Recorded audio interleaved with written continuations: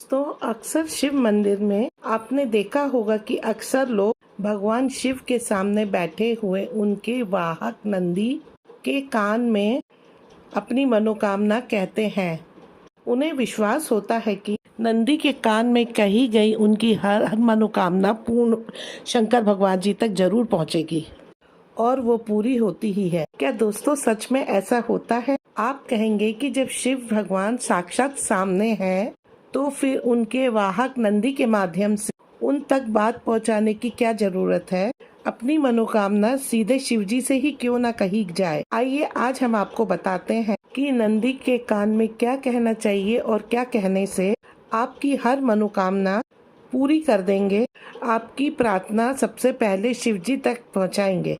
नंदी भगवान शिव के प्रमुख गणों में से एक है। ऐसा कहा जाता है कि नंदी पूर्व में शिलाद ऋषि थे, जिन्होंने हजारों वर्षों तक घोर तपस्या करी और भगवान शिव को प्रसन्न किया और उनसे ये वरदान पाया था कि वे सदैव उनके साथ ही रहेंगे। शिलाद ऋषि की तपस्या से प्रसन्न होकर भगवान शिव ने अपने वाहन के रूप में उन्हें सदैव अपने साथ ही रखा और उन्हें वचन दिया था कि कभी भी वे दूर नहीं रहेंगे, हमेशा उनके साथ उनके सामने ही रहेंगे। शिव महापुराण में भगवान शिव सदैव तपस्या में लीन रहते हैं। नंदी उनकी तपस्या में किसी को भी विघ्न नहीं डालने देते। वे बंद आँखों से भी संपूर्ण जगत के संचालन में सहयोग करते हैं, जबकि नंदी चेतनता का प्रतीक है और खुली आँखों और खुले कानों से व्यक्त अव्यक्त बातों का भी भाव रखते हैं। पुराणों के अनुसार भगवान शिव की तपस्या में किसी प्रकार का बाधा ना पड़े, इसलिए नंदी चेतन अवस्था में भी उनके तपोस्थल पर बाहर तैनात रहते हैं। तो भी भक्त भगवान शिव के पास अपनी मनोकामना लेकर आता है, समस्या लेकर आता है, नंदी उन्हें वहीं रोक लेते हैं। किसी बाहरी विघ्न से शिवजी की तपस्या भंग ना हो जाए, इसीलिए सबसे पहले जो भी आता है नंदी से पहले मिलता है, फिर नंदी से इजाजत लेकर अंदर जाता है और अगर भगवान भोलेनाथ तपस्या कर रहे होते हैं तो नंदी तक सूचना पहुंचाकर वे भगवान शिवजी के दर्शन करके स्वयं लौट जाते हैं। दोस्तों आप भी अगर पहले मंदिर जाते हैं तो सबसे पहले नंदी जी के दर्शन करें। नंदी के कान में अपनी जो भी मनोकामना है, जो भी समस्या है, जो भी परेशानी है वो कहिए। जिस उद्देश्य से आप मंदिर आए हैं, फिर आप भोलेनाथ के दर्शन करें।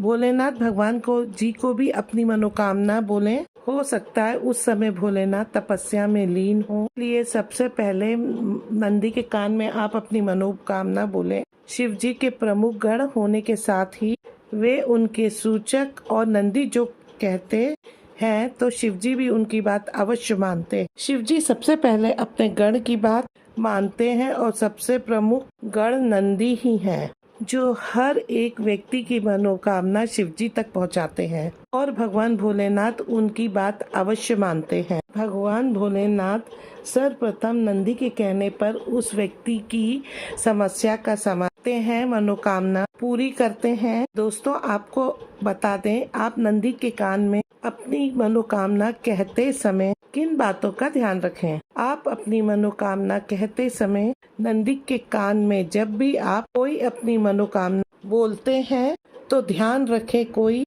उस मनोकामना को सुने ना। आपके आसपास खड़ा व्यक्ति उस बात को ना सुने, आपकी कही गई बात पर ध्यान ना दे। नंदी के कान में अपनी बात कहते समय अपने होठों को अपने दोनों हाथों से ढक लें ताकि आपकी आवाज बाहर ना आ पाए और सिर्फ नंदी देवता ही उस आवाज को सुन पाए। आपकी मनोकामना अतिशीघ्र पूर्ण होगी।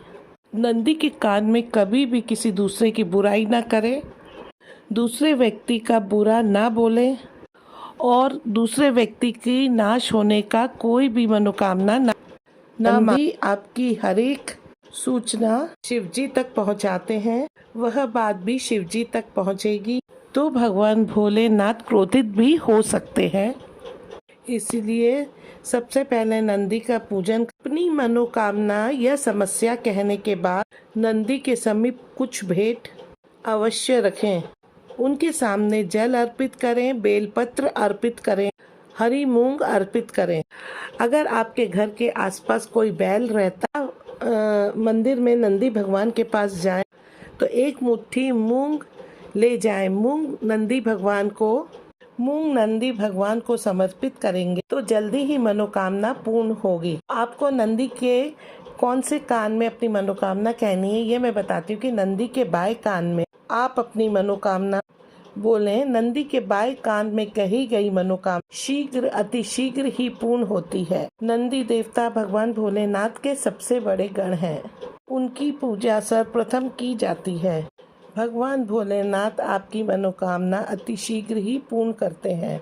कि जो भी समस्या चल रही है जीवन में, आप नंदी देवता की पूजा अवश्य करें। साथ में बाबा भोलेनाथ की भी पूजा करें। एक लोटा जल नंदी देवता को समर्पित करें, उन पर बेलपत्र चढ़ाएं। शिवलिंग पर भी एक लोटा जल, अक्षत, लाल चंदन समर्पित करें और बेलपत्र भी समर्पित करें। शमी की पत्ती अगर आपको मिल जाती है तो वो भी समर्पित करें। कहा जाता है 108 बेलपत्र के बराबर एक शमी की पत्ती होती है। यदि आप शमी की पत्ती सोमवार के दिन भगवान भोलेनाथ पर चढ़ाते हैं या फिर प्रदोष के दिन समर्पित करते हैं, शमी का फूल मिल जाए तो वो भी चढ़ा दें तो आपकी अति शीघ्र मनोकामना पूर्ण हो जाती है। चाहे वो धन संबंधी हो, व्यापार संबंधी हो, बीमारी संबंधी हो, हर एक इच्छा पूर्ण होगी। घर में कोई भी समस्या हो, सभी का निदान होगा। हर हर महादेव।